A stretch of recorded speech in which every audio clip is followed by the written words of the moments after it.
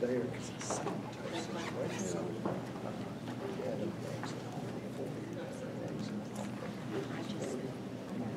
All right, we're going to get going. I'm sorry for not starting promptly at 10:45, but I wanted to give folks a chance to make their way here. We're probably going to have some more coming in along the way, and that's just fine.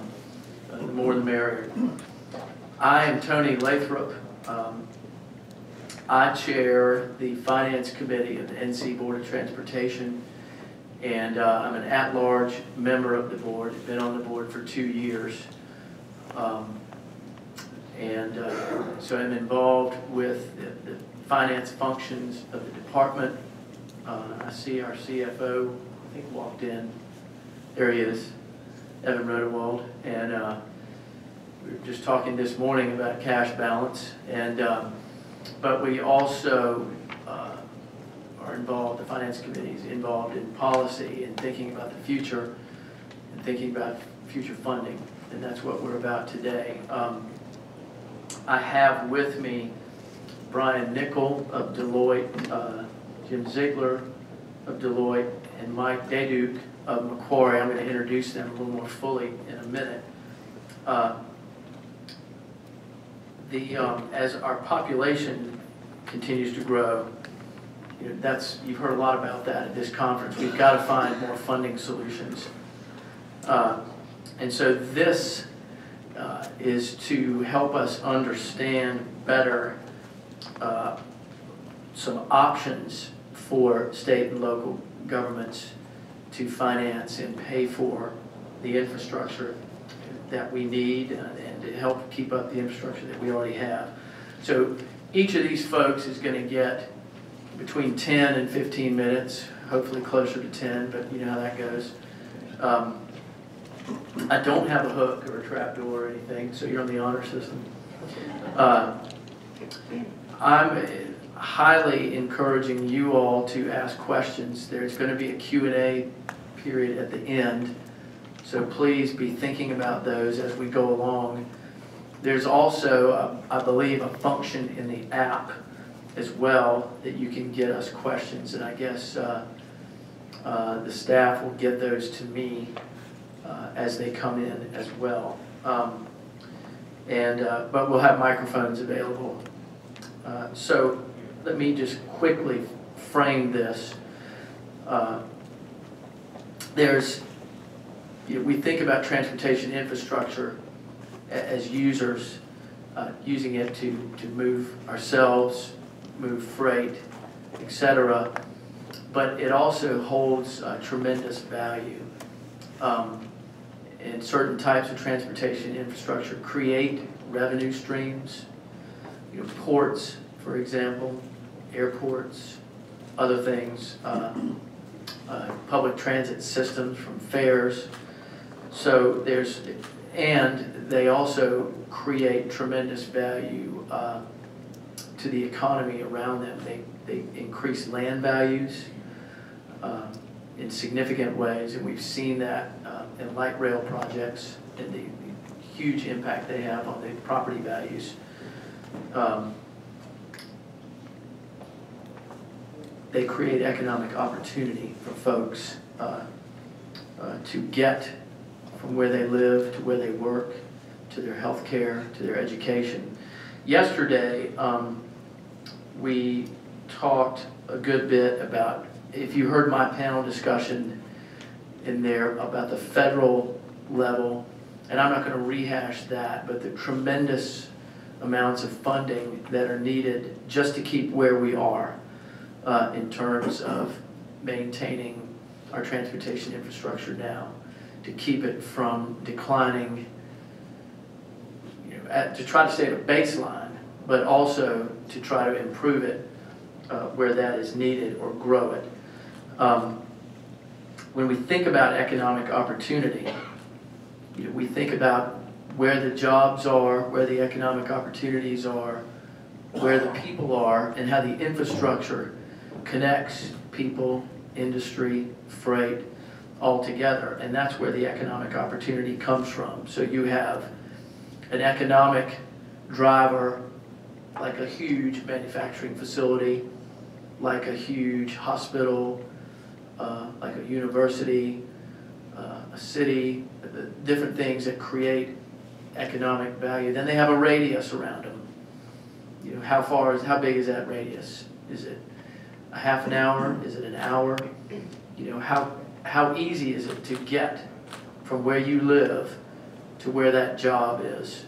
And that's what economic opportunity is all about. And connecting urban to rural, rural to urban, so that folks can get to where they need to be and make the most of these economic opportunities. And so we need creative solutions to that. Different ways to think about paying for transportation infrastructure. You know, and a lot of these ways are old as time, you know, but we may not have used them so much in North Carolina. I think the Romans had toll roads, but we're just starting to use those now in North Carolina. You know, we have borrowed money over the years. We've issued bonds to help finance. Other places in the country have significantly used public-private partnerships to help finance our transportation infrastructure needs. We've got, you know, I've seen different numbers. I think that at least a backlog of $50 billion in needed funding to just fund what we need now. You know, our top line at NCDOT is about $5 billion a year, and a huge part of that is just spent on maintenance and operations. So we've got to look for different avenues of funding, and that's why we're here today to talk about that. So let me introduce these folks, and they're each going to talk for a minute, or 10 minutes. I'm going to start with Bryan Nicol. Bryan is with Deloitte. He is the managing director of Deloitte's infrastructure and capital projects team. But for more than 30 years, he has served as a thought leader in transportation, both public and private sector. He was the commissioner and the deputy commissioner of the Indiana Department of Transportation. Before that, he was a deputy attorney general and deputy chief of staff to the governor of Indiana. He has also served as vice president and president of AASHTO, the American Association of State Highway and Transportation Officials. So please welcome Bryan Nicol. Well, thank you, Tony. Good morning. We are in the home stretch as we enter day 2 of this fantastic conference. I just came over from the Texas Transportation Forum on Monday and Tuesday of this week, where they had a similar gathering, and I will tell you these issues are front and center in every state in the union. They are big issues, and they're big problems to be considered. And I want to hit on some of the themes from yesterday to start off. And my colleague Jim Ziegler will come up and dive a little bit deeper into some of the details. I'll hopefully set him up appropriately and get off the stage here so we have time for some Q&A. So let's think about disruptors. And we've heard through yesterday all of the disruptors that are happening and impacting transportation services and transportation issues across the states and certainly here in North Carolina. Well, there are macro trends that are impacting. We sort of go to the technology side. It's pretty easy to go there, and we did that a little bit yesterday with autonomous vehicles, connected vehicles, with the kinds of issues that are happening with robots and drones and all of that. But there are some other key factors that are impacting transportation. Social factors, that's been talked about a little bit with the millennial generation. We had this discussion last night. I went back and checked. I've got one pure millennial and 2 sort of semi-millennials, maybe post-millennials in my own family. So I'm seeing some of that shifting generational issues that are happening. the shared economy that millennials are very happy to participate in. And millennials sort of get a bad rap. They are 83 million, according at least to the Census Bureau, which compares to 65 in Generation X, and despite my gray hair, I am Generation X, right on the cusp. And then the baby boomer generation is 75 million. So you've got literally the largest generation that is coming of age as adults. My own son being 23, soon to be 24, another 22, and a 20-year-old. I no longer have a teenager, so that happened about a month ago. It was really good news for me and my wife. But there are interesting challenges that they're dealing with in their everyday. And so you've got the social disruption, you've got an economic disruption in terms of what is happening in terms of smart infrastructure, data, and value creation. I want to get a little bit deeper into that. You've got environmental issues that are impacting in trends, whether it be electrification, as we heard yesterday, solar roads. We're seeing scooters. 3 years ago, there wasn't a scooter on the sidewalk, and last year there were 10 million trips on scooters. What kind of value creation is that happening? It's a last mile kind of issue, and for some it's an entire commute trip.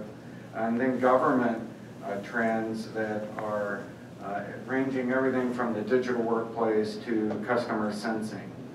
You know, all of these disruptors that are hitting state departments of transportation and localities. I just saw yesterday where Raleigh, the city of Raleigh, is you know, in this unique negotiation with the scooter community, and there's a little controversy when I think it was Lyman Bird, I mean, one of the two, correct me if I'm wrong, but one of those two put a $2 fee and sort of blamed it on the city. Well, that's a big value issue that's happening, and the city has to deal with that, and we're seeing that happen in cities all across the country, changing the way value is being created and or not created by certain governmental entities.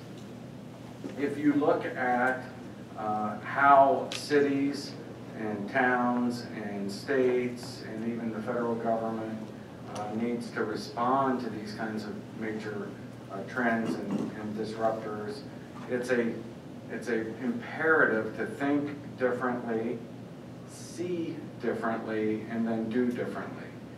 The same old thing that we've been doing, and there are some tried and true. We're going to have design, bid, and build projects. We're going to have maintenance and operations the snow needs to be plowed or ice removed, or potholes patched. But we're going to have to look at things in a completely different way because of these disruptors that are coming on board. There are, in addition to these disruptors, the dynamics then that Tony hit on a second ago, this urban-rural mix. And so how does the state of North Carolina look at 33 counties that are losing population over the course of the next 40 years, and then address those significant rural issues? Because people will still be living in the rural areas, and they'll be connected differently to the urban areas. We're seeing two dynamics happening in the urban and rural settings that'll impact how value is created from assets in both of those situations. Will we have zones of autonomy, for example, in the urban areas where you literally don't have anyone holding onto a steering wheel? And it's hard to imagine. And so as you sit there today, you're like, well, that's just not going to happen. I just walked across here and I saw 4 cars go by and people were driving. Well, that is going to change, and it's our view that the future of mobility in the urban area will be so extensive in terms of the autonomy and electrification, the drone delivery. Rooftops are going to be the new landing areas for drones. And so there's going to be a whole series of monetization of rooftops that will happen over the course of the next 10 or 20 years. And we're seeing these changes happening, and yet government is sitting there going, what do we do? And so there's a choice to be either reactive, which is happening a little bit in the scooter situation, or to be proactive and say, what are the policies, what are the partnerships, and how do we present ourselves going forward? So it's that dynamic between urban and rural, the dynamic between the partnerships of old and the new partnerships that will exist between private companies, operators, if you will, and the regulators or the government entities that are dealing with these major trends in transportation. And so the key question for governments are, how do we look at this in a way? Some will call it monetizing, others will call it creating value from new assets. And so it's my position that data is the new gasoline. So we thought about gasoline and said, well, gasoline is critical to the use of our system, and so we put a fee, a user fee, some will call it a gas tax, whatever you want to call it. It's a fee, people pay it to use the road, it's then used to make improvements or expansions to that system, or you pay a fee when you get on the train and it's used to make system improvements or system operations over time. Well, data may be a new asset that we need to look at in terms of creating value. And so how do you look at that in a different way as a government entity? Are you a convener of the partners? Are you a catalyst? Are you a strategist? Or in fact, are you all of those? So do you bring local communities together and say, let's look at broadband. How are we looking at our light poles and putting, instead of spending millions of dollars on electricity, are we going to replace those old bulbs with new LED and take the dollars that we were allocating towards electricity and those savings, because we can use LED lighting. Am I about 10? I heard something beep. I think it was someone, was that the hook? I'm getting close. I think I'm at 8 minutes. All right. So what are we doing in terms of creating that value? And so the situation that we're facing over the next 3 to 5, 10, and then there's an outlying 15 to 20 that none of us can imagine, but this 3 to 5 to 10 years is going to dramatically change in terms of asset value, asset allocation, responsibility, and payment, that then turns and generates revenue that then turns and is put into this, back into the system from either a financing or a funding standpoint. Jim's going to talk a little bit about the specifics of the funding and finance, and he's going to lay out an idea that we've come up with at Deloitte, and that's involving an infrastructure incubator. It's a process where we are looking at infrastructure in a wholly different way. Not just a road or a bridge that we can toll, but what is the infrastructure of a particular community, of a particular corridor, of a particular region?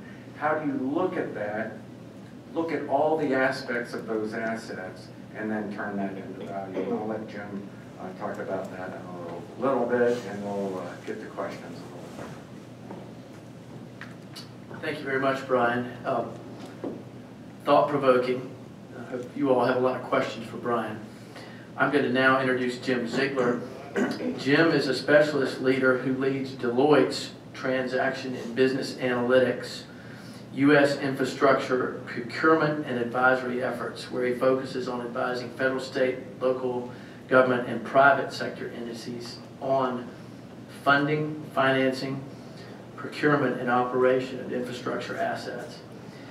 His experience includes P3 project financing, municipal financing, project prioritization, cost-benefit analysis, long-term funding analysis, particularly in the transportation, energy, and government facilities sectors. He's got 25 years of experience in U.S. municipal finance, project finance, strategic consulting, and management consulting. Welcome, Jim.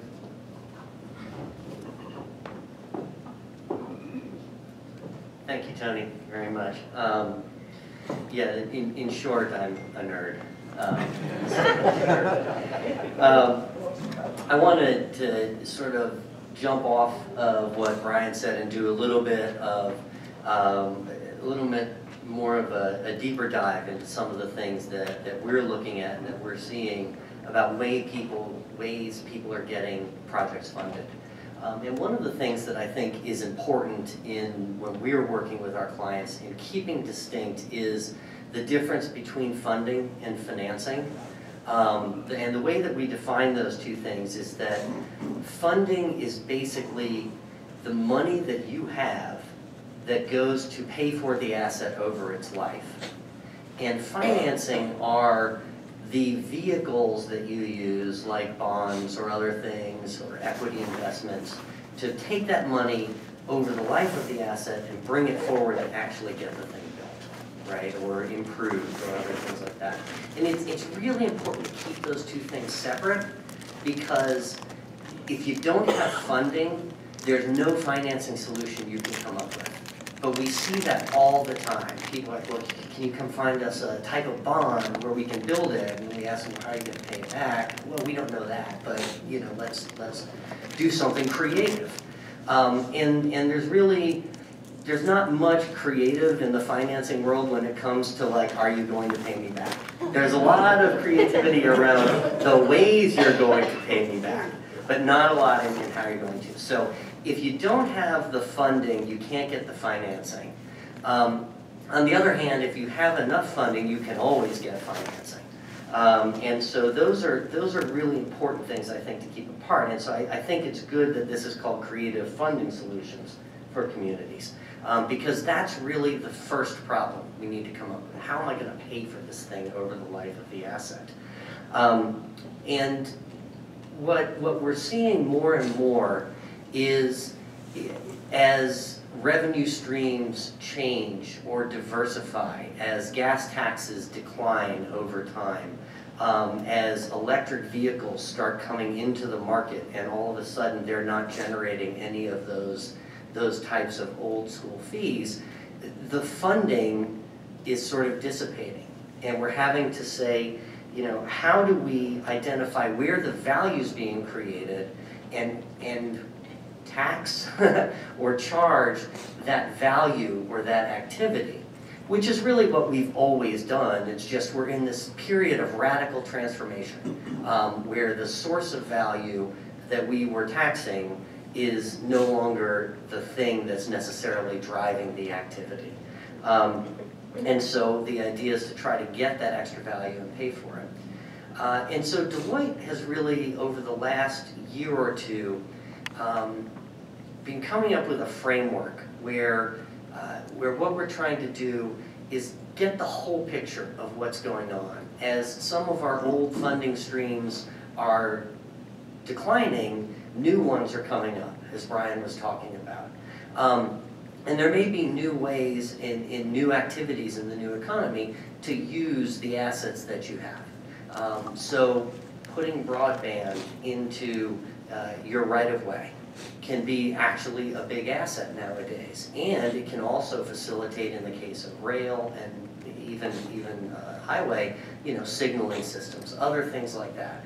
So figuring out how to use your assets and monetize them in a more creative and broad way is really important. So we think in 3 buckets right now in the way that we think about how you get the value out of your assets. And the first one we call direct value capture. And that's going to be money that's generated by the asset itself. It's going to be things like tolls on toll roads, but it also could be rental charges for selling broadband along that right-of-way. Other things like that, where you're using the right-of-way, I'm sorry, not broadband, for installing, internet pipes, wires, along the right-of-way. You're using and charging for the asset and maximizing the value of the asset itself. The second category that we think in is indirect value capture. And that is, what you're trying to do is you're trying to basically tax beneficiaries, direct beneficiaries of the assets. So as property values go up in the area when you build a new road into it and other things like that, you can do incremental charges. You can capture some of those property values. You can do tax increment financings. You can do other things where people who are benefiting from the asset are pledging an incremental amount of money to help actually deliver the asset in the first place. And so you create this win-win situation. And then the last thing that we think about is something that's sometimes called asset recycling, although that is becoming a dirty word in the industry. And it also doesn't have the word value in it, and I like to have the same word in all three of my buckets. So we also call it value transfer. And that is the idea that you basically use one asset to subsidize another asset. And to build up another asset, and together the whole network ends up being of greater value to everyone. And you know, that can be something like, say, the Chicago Skyway transaction or other transactions where you basically turn a project over to the private sector, take a bunch of money out of it, and then use it to build other things. Or it can be a situation where you basically pledge part of another asset's revenues over a period of time to help deliver an asset, and you use that to back the security that goes to pay for the asset. And the idea there is that you're trying to maximize the value of an entire network. What I would say is new-ish is that I think the market and we are trying to think about this more holistically. I think in the past people have sort of said, you know, which one of these types of answers should I have to build a project? And more the answer is becoming, well, you know, I can't charge enough in any one of those areas to get the thing built, but if I bring a balance of all three, and I bring in all of the parties who benefit from the asset, I can actually get something built. And we're seeing that now over in the Dulles extension to the Metro line in DC, where basically a number of counties have pitched in a contribution through a general obligation financing because they know that they're going to benefit from the increased economic activity. You've also got Washington Metro, who's actually putting money into it, which is they're sort of the direct component. The indirect component would be the counties that are pitching in. They're selling general obligation bonds, and they know that they're going to have increased asset values over time because of the built-out extension. And so basically forwarding, advancing the real estate taxes that they're getting.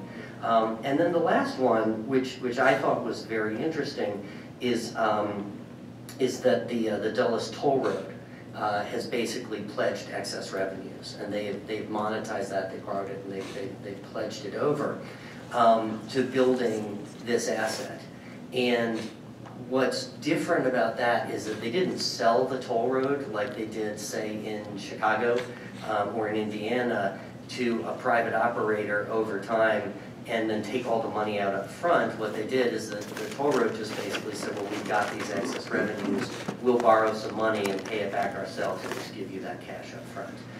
And that was a nice way to leave everything in the public sector's hands in the way that they wanted to, but to do it in a different way than has been done in the past. I'd say the challenge here really is thinking differently about getting all the parties involved to figure out where is the value going to be coming from and generated over time, and how can we get all the different parties involved. And so in the case of the Dulles Toll Road, right, you got the Dulles Extension, you got Washington Metropolitan Area Transit Authority, you got the Dulles Toll Road Authority, you got the counties that it goes through, you got everyone involved to say, how do we put together this package? And I think that's really how we're going to need to be doing things in the future. It's going to be a both and, a sort of all the above solution. How do we cobble these things together? and how do we really get all the parties together in a way that they haven't before. That's something that we've been thinking a lot about at Deloitte. We've created this structure that Bryan alluded to called the Infrastructure Incubator, and what we try to do there is people who are faced with a challenge where they can't figure out, I don't know where the money's going to come from to build this thing, but I know we need to do it. We try to get everyone together who's going to benefit from it in the same room to kind of talk it out. And it's just interesting how compartmentalized we have been, particularly in DOTs over the years, but across all of government, that we build our type of asset, but we don't necessarily, and we know it benefits other things, but we don't necessarily think about how that captures it. And so we've created a process at Deloitte where we try to get everyone together, called the Infrastructure Incubator, and we try to help identify beforehand where all the different revenue streams could be, how they're going to be benefiting by the development of this asset, and how do we get people together in a room to think about, okay, these 6 things are going to benefit from it. Any one of them won't carry the water, but all 6 together, if they just put in a part of their benefit, we can develop this new asset. So that's a process that we're in the middle of developing. Am I getting the hook? Almost. All right, I'm almost done. And I think that's something we love to help people with. But generally, when we think about what communities can do, we think that the best things moving forward are going to be think broadly about who benefits, about where value is getting generated from this, and then get everyone together who's going to benefit from it and talk about how can you all put in money to get this thing built. And frankly, you may have to bring in other communities who aren't just your community, but who will benefit on an ancillary basis. But unfortunately, I don't have a silver bullet for you today, but I got a whole lot of regular bullets that we can kind of repurpose and try to get these things built. Thank you.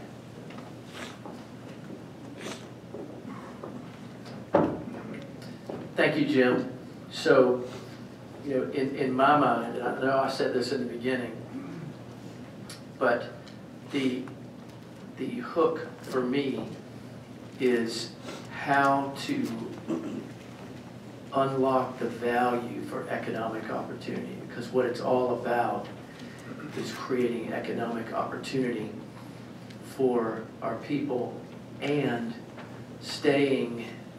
retaining and improving our competitive position as a place to live, work, and raise families and do business. And I quoted my parents yesterday. They said, Tony, if you're standing still, you're moving backwards. And so these financing and funding strategies are part and parcel of how we keep from moving backwards, and we unlock this opportunity, the economic opportunity, and we move forward. So our final panelist is Mike Dyadyunk. Mike is a director with Macquarie Infrastructure and Real Assets, MIRA. I'm going to call it MIRA. They're based in New York. Mike joined MIRA a couple years ago after spending time, a number of years before that, in Macquarie's merchant banking division. So his function is to lead financing strategy for MIRA in the Americas, and that's covering acquisition financing for new assets, as well as ongoing capital structure management and changes for existing assets and companies. He also manages MIRA's lender relationships. He's got over 13 years of private equity, investment banking, and capital markets experience with Macquarie, and before Macquarie with Deutsche Bank and Citigroup. So with that, please welcome Mike Dyadyunk.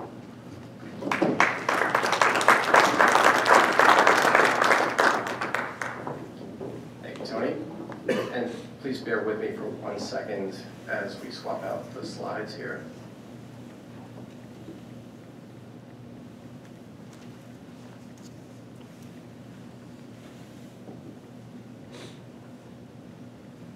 There we go. So as Tony mentioned, I'm a director with Macquarie's Infrastructure and Real Assets Division, and have been with the firm for 6 years now. Although, as you can probably tell, still working on the Aussie accent. Hasn't taken hold yet. And so I thought today we'd cover 3 key areas. First, who we are at Macquarie and what we've done historically investing in infrastructure on a global basis. Secondly, how we define infrastructure. And lastly, specific to the US, where we see the opportunity set within the transportation sector. So Macquarie Infrastructure and Real Assets, or MIRA, is the asset management division within the firm. And so we're a fiduciary that manages funds and invests funds on behalf of our third-party clients. And those clients, for the most part, are either pension funds or insurance companies.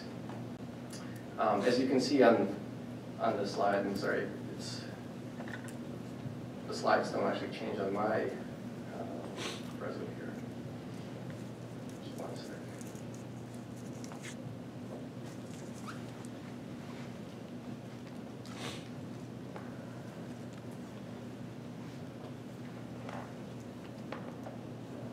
There we go. So globally, we manage about 400 billion of assets under management. We've been investing in infrastructure for 24 years now, globally. In the US, we've had a presence since 2003. So there's a long and demonstrated track record in the space. Within MIRA, there are really 3 key pillars. Infrastructure is by far the biggest, and then we also have a practice that focuses on real estate and natural resources. Now, it's a global platform, as I'm sure many of you know, we're based out of Australia, but I think the differentiated approach that we take is to have a global platform with a regional focus, and so each of our funds is regional. We have an Americas fund, funds that invest in Europe, funds that invest in Asia, and that stems from an underlying belief that to really have the right market insight and the right relationships, you need to have a local presence. So in the US, we have 85 staff based primarily in New York, but also with offices throughout the country, and we manage 15 billion of equity under management. As far as our investment philosophy, there are really 4 core pillars. We're an active asset manager, which means that we believe in adding value and creating value through a hands-on involvement with each of our businesses. And so as a result, we look for control positions in any investment that we make. The majority of the time, that means majority or whole interest in the business, but in situations where that's not feasible, at least having meaningful governance where we can actually influence the business decisions and direction of a particular company. We believe in partnering and, more importantly, empowering the management teams to then go out and actually deliver the results to drive performance. And then last, but certainly not least, there's an acute focus on risk management. And that really encompasses everything from the business and operational risks to safety and sustainability. Speaking of sustainability, so we define sustainability as the management of the ESG risks and opportunities by our portfolio companies in order to contribute to the sustainable long-term development of those businesses. Now, when you talk about infrastructure, you're talking about really essential community assets. So they clearly need to be managed with care. I think what's also recognized is that each asset is unique and presents its own set of unique challenges and opportunities from an ESG standpoint. So we really encourage our underlying management teams to think about what those challenges and opportunities are, and really to try to do better than just comply with international standards, but really to try to outperform and create value through sustainability.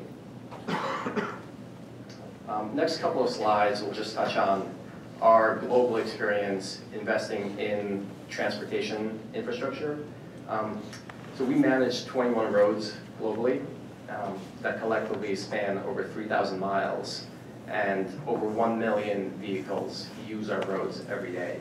So there's a clear sense of responsibility when we think about that infrastructure and the responsibility we have to the surrounding communities.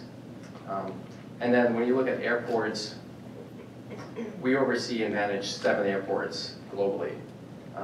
Now, if you look at the slide, I think what's conspicuously absent is any airport within the U.S., which we'd certainly like to change moving forward. And historically, we've been involved with potential privatizations of the Midway Airport in Chicago, with the Westchester Airport in New York, and we see opportunities moving forward. I think, as many of you know, St. Louis has announced that they're evaluating a potential concession with their airport.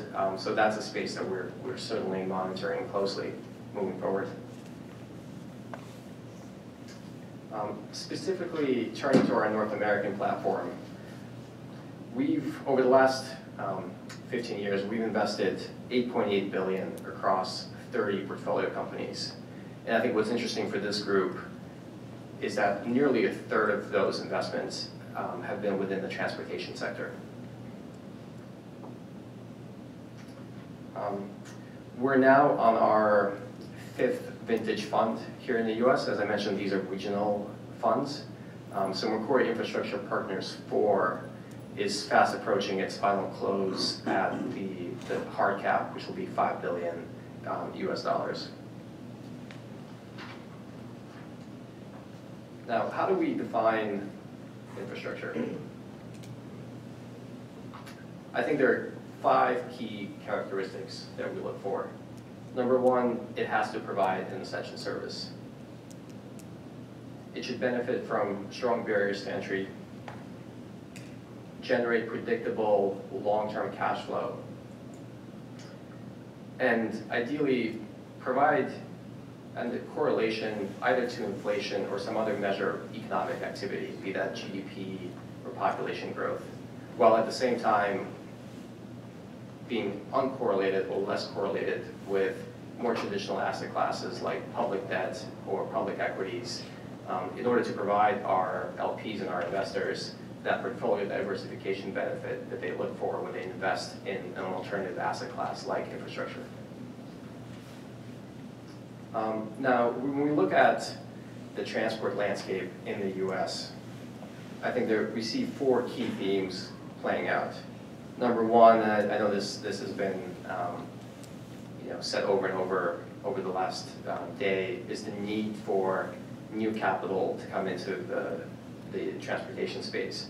I think the stats are widely publicized, but there's over $800 billion of capital needed for highways and bridges alone, with over half of that purely to maintain the existing infrastructure, let alone build new roads. Now, couple that need for infrastructure with what we still think is a robust underlying economic picture. Despite some of the headline noise that you see coming out of Washington and some of the tweet activity coming out of Washington on a daily basis, I think the underlying fundamentals continue to be strong. And so we see a lot of capital ready to be deployed into the space. Now, it's also important to bear in mind that within infrastructure, there are very different asset types and revenue drivers. And so I think that presents a landscape for different types of investors with different risk appetites to all play a part. Just picking up on the first theme here, the need for new capital. I mentioned the need for $800+ billion of investment. The U.S. ranked 13th in road quality globally in a recent survey, and a recent assessment resulted in a D grade for our road infrastructure. You couple that with constrained public finances and the fact that 25 states have a total budget shortfall of roughly $30 billion, and the need for new capital and private capital to come into the space becomes clear. Now, how does that private capital actually get deployed? So we certainly think that public-private partnerships have a role to play in this picture. It's certainly not a silver bullet, but as Jim said, I think it's one of the bullets that we think presents a good, nice solution to certain issues.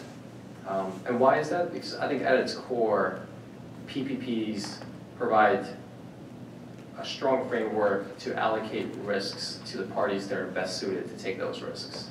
So, if you take your simple construction project, finding a private company that can manage that construction risk, manage the cost and the time needed to build that project, often in a manner that may be more efficient if it were in public hands. Now, while many U.S. states do have PPP authorizations, and you can see that from the map on the top right, I think the track record and the opportunity set in the U.S. has certainly lagged behind other countries in Europe and places like Australia and Canada. Often that's been a result of state and local political hurdles. Each opportunity is unique, but I think that is the primary area that we see needing to be addressed in order for that private capital to funnel into the space. And we only expect to see that wall of capital to grow. And just flipping to the next slide here, two charts I think help illustrate the point. If you look over the last 20 years, the investor allocation to infrastructure has grown massively. So from 5% in 1995 to 27% in 2015. And then as you look forward, only 11% of the investor community expect to decrease their allocation to alternatives. 44% expect to maintain, and then an equal amount expect to increase their allocations going forward.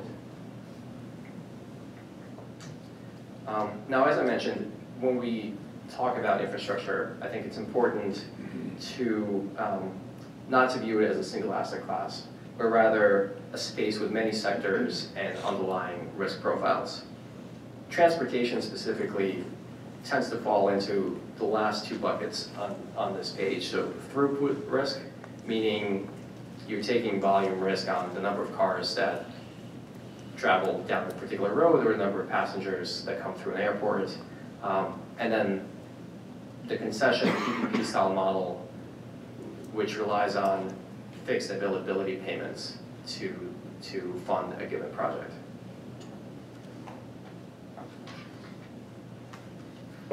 Now within transport, we focus on three core sectors, and really there should be a fourth here, encompassing ports.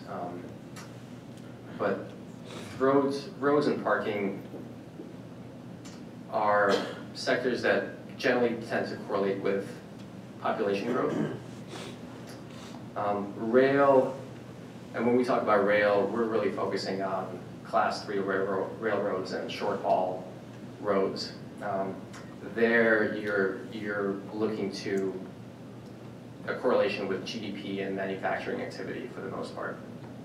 And then lastly airports. And I think, as I mentioned, with airports, there hasn't been much activity historically, but we're pleased with some of the recently enacted legislation that changed the FAA pilot program and implemented. Sure. Yeah, I'm getting the hook here. I think just highlighting the three key changes in that legislation that we think will hopefully foster a better environment for future privatizations going forward.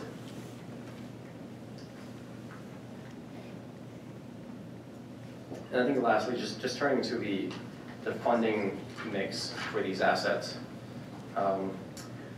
When we think about established sectors like roads and airports, they tend to support higher levels of leverage and longer dated financing structures because there's a proven history and usually a limited level of cyclicality in the underlying assets. Now contrast that with rail and car parks, which are more cyclical, and as a result, we would expect to see lower levels of leverage at each of those assets. And I think that's really an important point that many of us in the industry learned through the financial crisis, is how constraining an over-levered capital structure can be when you're trying to manage an asset through a recessionary cycle. So I think that's going, as we think about upcoming opportunities, first and foremost is making sure that we're taking a conservative approach to the capital structure. So I'll stop there and happy to take more questions in Q&A. Thank you very much, Mike. Appreciate it. I'm going to ask you guys one question, or really two, and then turn it over to the audience. Mine is cut to the chase. For public transit projects such as light rail and for ports, what are the, I guess, think about the word I use, just what do you see and what's the best way to fund and finance those kinds of projects? And I guess related to that, what's the role of value capture? Now I can hand you the mic. I can get it out.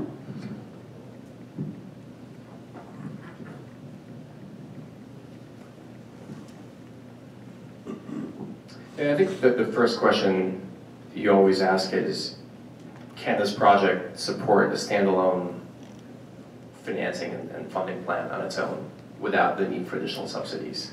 Because clearly, if on a standalone basis, it can generate a positive cash flow, that helps solve a lot of the other issues. To the extent that's not the case, then obviously then you start thinking about what sort of subsidy or value capture or value creation needs to be implemented to make this project economic. But we've, specific to the sectors you mentioned, public transportation and ports, we have a number of investments in both spaces that are economic on their own. Now those are, taking ports specifically, those are in key locations, so we have investments in the Port of Newark, and then one on the West Coast in LA Long Beach. So clearly kind of, large economic hubs, but there's an economic justification for each of those on a standalone basis. So you own them outright and then go get your own financing to use the revenue stream to service your financing? The Port Authority is the landlord on them, and then we lease the concession from them. But then operations and funding of the ports, that's within our purview. And what about for a rail? What's the ownership structure for the financing? It's generally similar. So where you're leasing the underlying land, but then the private operator is then in charge of maintenance, operations, and financing. And so do you help construct them, or do you just buy them? Could be both. Could be both, and that's something we'll evaluate as part of the business plan. Is there a need for capital to expand the capacity or enhance the infrastructure surrounding a particular port asset? And that's part of our investment decision. Jim? Sure. I think you covered a lot there. Obviously, I think the way that we think about it, and particularly as you talk about rail, there's sort of two forms, right? There's passenger rail and then there's freight rail, and those have very different economics. I think that as you think about rail in terms of transit, that very often will not carry its own weight just on the, the revenues that are coming in from the fares that people are paying. And so we really look at two models. One is a revenue risk model, and very often things like ports are generating enough revenue to operate profitably, so you can turn it all over, and the private sector is happy to take that risk. In the case of transit systems, which are obviously a form of rail, and even a lot of the Amtrak routes, those require subsidies because you want to price it at a low enough level that you've got people moving around, the economy moving, and all of that, and so there's an inherent subsidy. And so what you do that on that basis is that you basically would commit to making a certain payment, an availability payment, that as long as the person who, the private partner who takes it over, is meeting their performance standards, they get a certain payment that generates them a minimum profit, but you can then also keep subsidized fares. And so you continue to subsidize the system as you had before, as opposed to pushing all of that cost onto the riders. And then those are subsidized from what? The same place you would have been subsidizing it from before. So, and most transit systems require, subsidies that come in from local taxes, that, the New York MTA gets all sorts of revenue streams to keep itself running, from real estate taxes, from a bunch of other things that get pledged to it, in addition to the fare box. And so you would basically use those same sources, but you'd use it to pay a concessionaire who ideally is operating it more efficiently than it had been operated before. And most importantly, keeping the capital up to standard, because deferred maintenance is very often the biggest problem you run into in these systems. All right, questions? Susan? I'll just repeat it if you want to yell it. Or... the benefits of the things you're talking about, whether it's the economic rigor that is applied in making decisions, or the risk transfer, all these things are very attractive. But the kind of language that you guys are using, the jargon, the perspective of the banker, it really gets in the way a lot of trying to consider these from the beginning and not having them be in some specialized compartment. How would you suggest that when we're looking at these needs and issues and challenges, that we really think about these techniques from the beginning, but it doesn't get in the way of figuring out where your investments are possible and where there are really a solution? Were you all able to hear that? Y'all got it? Okay. Well, I think that's a great point, because P3s seem like they're out of this world, like it's, some gobbledygook and the jargon, and you get mixed up in it, and what's this, and how do you get your nomenclature right? And I think the best approach in that regard is to get all parties at the table, talk about what your vision is, talk about what you want to accomplish, prioritize those. And that's half the battle, is the prioritization. And then sit down and figure out specifically what the commitments are for either revenue generation for a particular project and parties, and then gain that acceptance so that when you talk about a P3 or an availability payment or asset allocation and risk transfer, that you don't really go with those words, you go with your project. This is what we're going to do, this is what it's going to cost, and here's who the responsible parties are. Get it right down to the basics. And you can do have all the jargon in the back room, but when you come out to the public, you got to be very clear about what your purpose is and how you're going to accomplish that. I think Emma says we're out of time. I'll just briefly add, I think, early community engagement is key, and early and often, because I think as you go through any of these processes, you want to make sure that every possible stakeholder has had a chance to voice their views, voice their concerns, and we as the private operator, to the best of our ability, have had a chance to respond. So public forums, town halls, meetings, those are all the things that take place throughout the process to make sure there's general buy-in and community involvement in a particular privatization. All right. Do we need to stop now? All right. Will you all please thank these guys? Thanks for your time. Very informative. And so we're back to lunch now, correct? Thanks so much for coming.